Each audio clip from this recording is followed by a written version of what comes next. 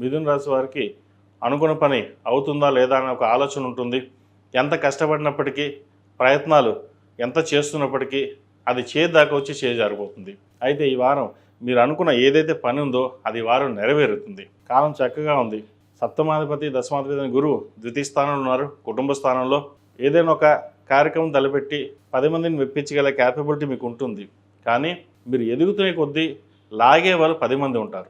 ఒక ఉద్యోగానికి వెళ్తాం, చక్కగా అవుతుందా లేదా అనుకుంటాం, కానీ ఎక్కడొక్కడ ఇబ్బంది పెట్టి వాళ్ళని తీసుకోవడం, మనకి రాకపోవడం ఇలా ఉంటుంది. ఇంకో రకంగా చక్కగా ఉన్న దాంట్లో ఉద్యోగంలో మంచి ప్రమోషన్ కోసం వెళ్దాం అనుకుంటే ఆ ప్రమోషన్ ఆపి వేరే వాళ్ళకి ఇచ్చే విధంగా ఉంటుంది. మీరు ఎన్ని ప్రయత్నాలు చేసినప్పటికీ వెనక్కి లాగే వాళ్ళు బోలు మంది ఉంటారు. కానీ అవన్నీ ఏమీ పట్టించుకోకుండా మీ ధైర్యంతో, మీ తీసుకున్న నిర్ణయాలతోటి మీరు ముందుకు వెళ్ళాలి. ఈ ప్రభుత్వ రంగంలో ఉన్న వారికి, ప్రైవేట్ సంస్థలో పనిచేస్తున్న వారికి, రియల్ ఎస్టేట్ రంగంలో ఉన్న వారికి కాలం చక్కగా ఉంది. ఏదైనా సరే దైవానుగ్రహం వల్ల, గురుగ్రహం అనుగ్రహం వల్ల చక్కగా మరిన్ని మంచి ఫలితాలు సంప్రాప్తిస్తారు. ఎందుకంటే గురువు దశమ స్థానం చూస్తున్నారు, వృత్తి స్థానం చూస్తున్నారు. వృత్తిపరంగా కూడా ఈ వారం మీకు చక్కగా ఉంది. కాబట్టి ఈ వారం బాగున్నప్పుడు మనం ఒక అడుగు ముందుకు వెయ్యాలి. ఈ రాశిలో జన్మించిన విద్యార్థులకు అదృష్టం కలిసి వచ్చే విధంగా గ్రహాలు గోచరిస్తోంది. అయితే సబ్జెక్ట్ ఎంచుకునే సబ్జెక్ట్ బట్టి ఇటు వెళ్దామా, సాఫ్ట్వేర్ ఫీల్డ్కి వెళ్దామా, లేదా మెడికల్ ఫీల్డ్కి వెళ్దామా, లేదా ఎంబీఏకి వెళ్దామని ఆలోచన చేస్తారు.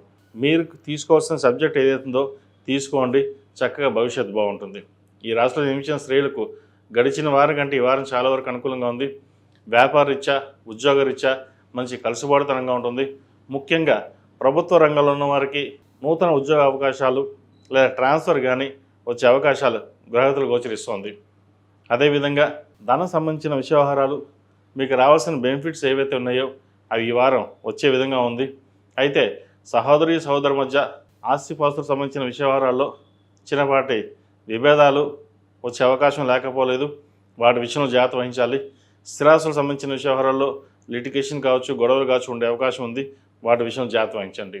సంతానం సంబంధించిన విద్యా విషయాలు చక్కగా ఉన్నాయి. జీవిత భాగస్వామి యొక్క ఆరోగ్య విషయాలు, వ్యాపార విషయాలు, ఉద్యోగ విషయాలు చక్కగా ఉన్నాయి.